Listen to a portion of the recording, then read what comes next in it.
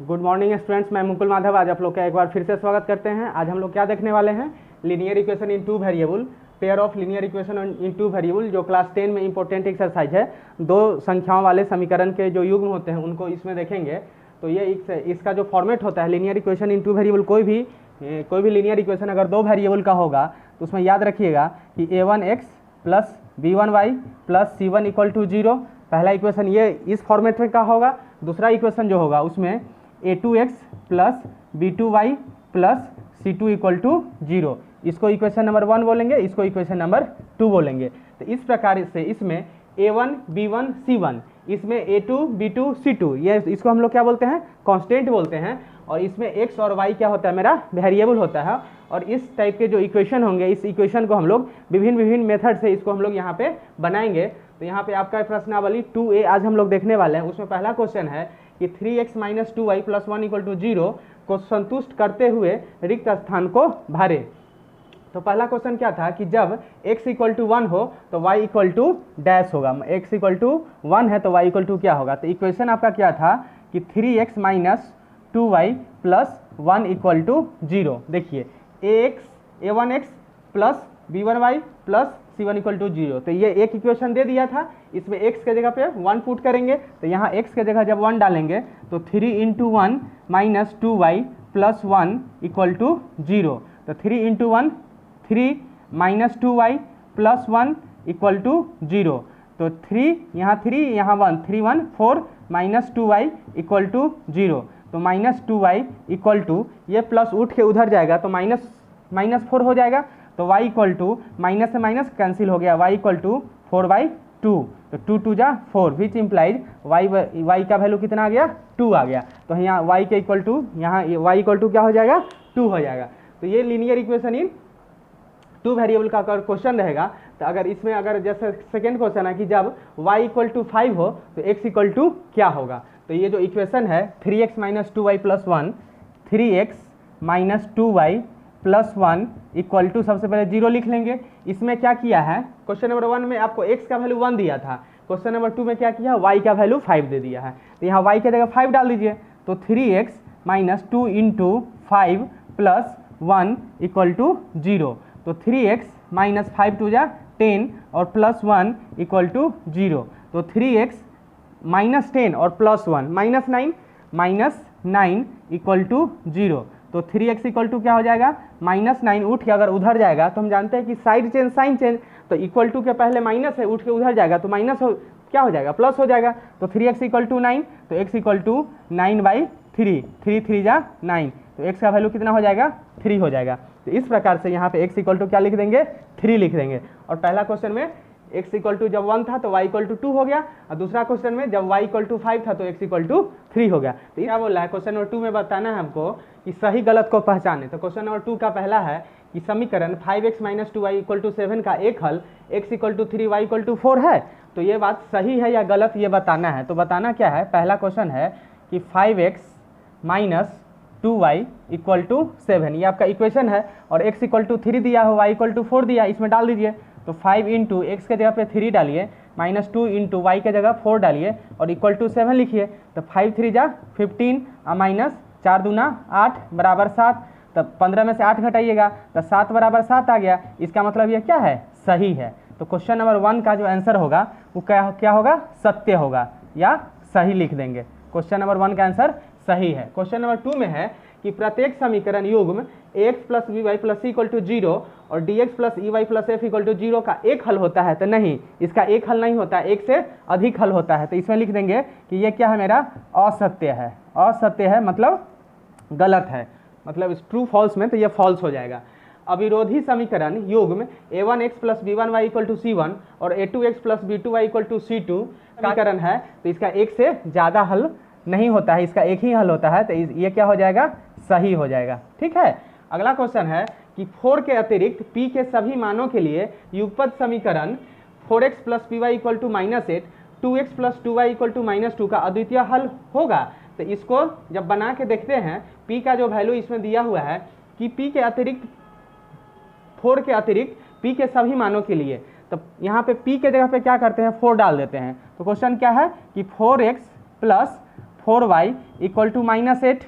और दूसरा क्वेश्चन क्या है, 2x plus 2y equal to -2, 2x plus 2y equal to -2। अब देखिए इस दोनों में से x कॉमन ले लेंगे, 2 कॉमन ले लेंगे तो x प्लस वाई हो जाएगा इक्वल टू -2। अब ये 2 से 2 कैंसिल हो जाएगा तो इधर 1 हो जाएगा, तो x plus y equal to क्या हो गया, -1।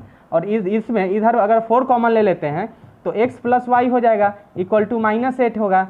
4 से 8 को काट देंगे 2 बार में तो x plus y equal to क्या हो जाएगा, -2 हो जाएगा। यहाँ पे क्या है, x plus y equal to -1। तो कुछ पूछा है कि अद्वितीय हल होगा, तो बोलेंगे हाँ अद्वितीय हल होगा। ये क्वेश्चन का आंसर क्या है, सही है। नेक्स्ट क्वेश्चन क्या है, तीसरा नंबर कि समीकरण युग्म 3x plus a y equal to 1 और bx माइनस 2 इक्वल टू 3 का हल x equal to 1 y equal to 2 है, तो a और b के मान बताएं। तो हमको क्या किया, इस क्वेश्चन में x और y का वैल्यू दे दिया है और हमें a और b का वैल्यू पूछा है। तो क्वेश्चन नंबर 3 में क्या है कि 3x plus a y equal to 1 है पहला इक्वेशन, और x का वैल्यू क्या है 1, y का वैल्यू है 2।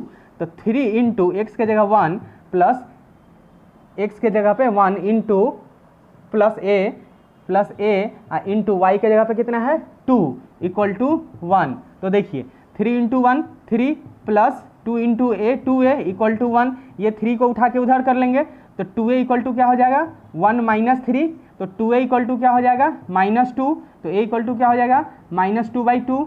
2 से 2 कैंसिल हो जाएगा 1 टाइम, तो a इक्वल टू क्या हो जाएगा -1। तो इस प्रकार से इसमें क्या पूछा था, a का वैल्यू। उसके बाद क्या पूछा था कि a और b के मान बताएं, तो a निकल गया। अब b क्या है, यहाँ से डाल देते हैं, तो b है bx minus 2y equal to 3।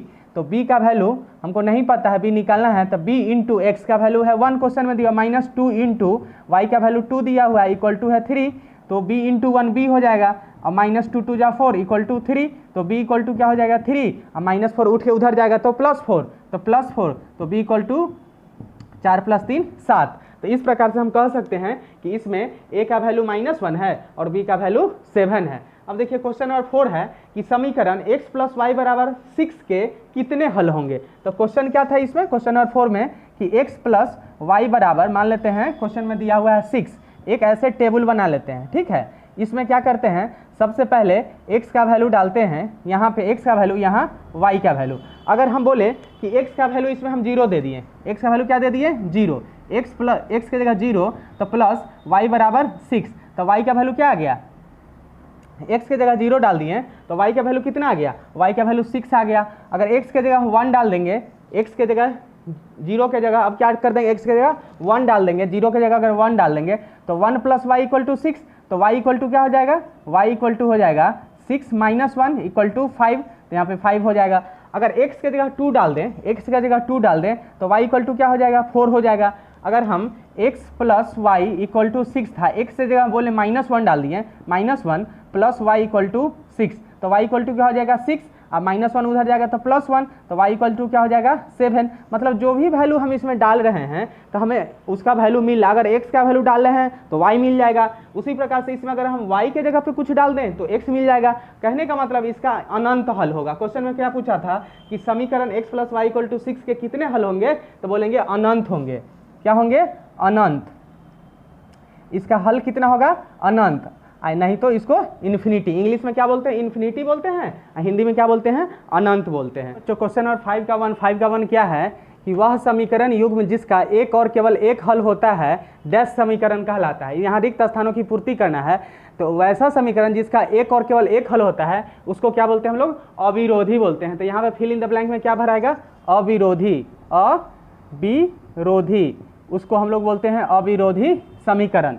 दूसरा है कि वह समीकरण जिसका युग्म जिसका कोई हल न हो तो उसको क्या बोलते हैं, विरोधी, उसको क्या बोलते हैं हम लोग, विरोधी, विरोधी समीकरण बोलते हैं। जिसका एक और केवल एक हल होगा, एक और केवल एक हल होगा तो उसको अविरोधी बोलेंगे।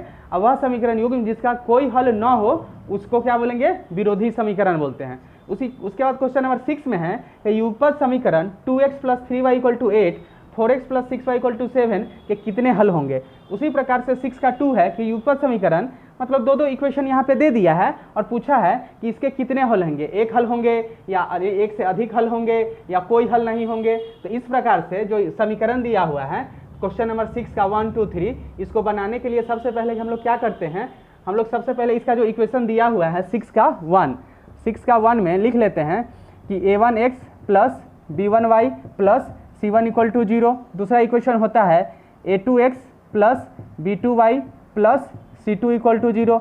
अगर मान लेते हैं कि a1 by a2 equal to b1 by b2 equal to c1 by c2, ये कंडीशन को अगर सेटिस्फाई करता है, अगर ये तीनों बराबर होता है तो इसके अनंत हल होते हैं। कितने हल? अनंत मेनी हल होते हैं, इसके अनगिनत हल होते हैं। क्वेश्चन नंबर 6 का 1 के लिए हम लोग क्या करेंगे, यहाँ पे 2 बाई इसमें से 4 इक्वल टू इसमें से 3 बाई इसमें से 6 इक्वल टू ये 8 इधर आ जाएगा तो -8 हो जाएगा, और ये आपका 7 इधर आ जाएगा तो -7 हो जाएगा। माइनस माइनस कैंसिल, 3 1 जा 3, 3 2 जा 6, 2 1 जा 2, 2 2 जा 4। तो देखिए a1 by a2 equal to b1 by b2 हो गया।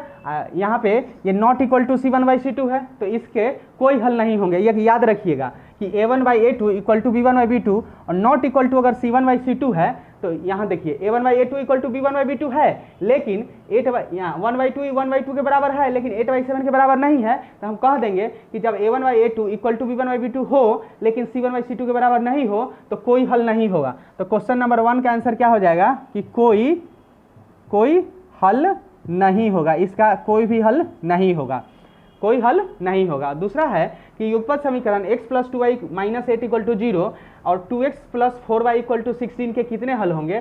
तो 6 का 2 बनाने के लिए जब हम लोग डालेंगे 6 का 2, तो यहाँ देखिए x में कुछ कितना है 1 है तो 1, इस x में कितना है 2, तो 1 बाई 2 इक्वल टू y में कितना है यहाँ पे 2, और यहाँ y में कितना है 4, तो 4 इक्वल टू यहाँ देखिए c1 कितना है -8 बाई यहाँ देखिए c2 जो है इक्वल टू के आगे है इक्वल टू 16 है, तो इसको उठा के इधर करेंगे तो -16 हो जाएगा। तो यहाँ लिख देंगे -16, माइनस माइनस कैंसिल, देखिए 2 1 जा 2, 2 2 जा 4, 8 1 जा 8, 8 2 जा 16, देखिए तीनों बराबर आ गया, मतलब 1 by 2 equal to 1 by 2 equal to 1 by 2। तो हम कह देंगे कि जब a1 by a2 equal to b1 by b2 equal to c1 by c2 होगा तो इसके कितने हल हो गए अनगिनत, तो इसका इनफाइनाइट होगा। क्वेश्चन नंबर 2 का आंसर कितना होगा अनगिनत हल होंगे, इसके हल कितने होंगे अनगिनत, जिसको अंग्रेजी में क्या बोलते हैं इन्फिनिटी या इनफाइनाइट हल होगा।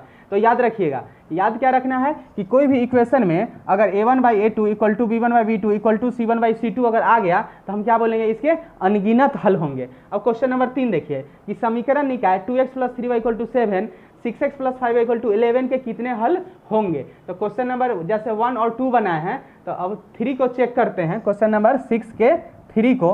तो x का वैल्यू है यहाँ पे 2 बटा x का वैल्यू यहाँ पे 6 इक्वल टू y का वैल्यू कितना है यहाँ पे 3 बटा y का वैल्यू इसमें कितना है 5 इक्वल टू c1 का वैल्यू कितना है इक्वल टू के आगे c1 है तो इसको उठा के इधर कर लेंगे तो -7 बटे ई इक्वल टू के आगे 11 है उसको उठा के इधर कर लेंगे तो -11। अब माइनस माइनस कट गया। अब देखिए इस यहाँ पे अगर काटेंगे तो 2 1 जा 2, 2 3 जा 6, तो ये 1 by 3 equal to 3 by 5 equal to 7 by 11। कोई बराबर है कोई बराबर नहीं है ना, ये 1 by 3 equal to 3 by 5 equal to 7 by 11 कोई बराबर नहीं है, मतलब ना 1 बाई 3 इक्वल टू 3 बाई 5 है और ना 7 बाई 11 है, तो इसके क्या होंगे एक और एक हल होंगे। याद रखिएगा कि जब a1 by a2 not equal to b1 by b2 होता है तो इसके क्या होगा एक हल होगा, एक और एक हल होंगे।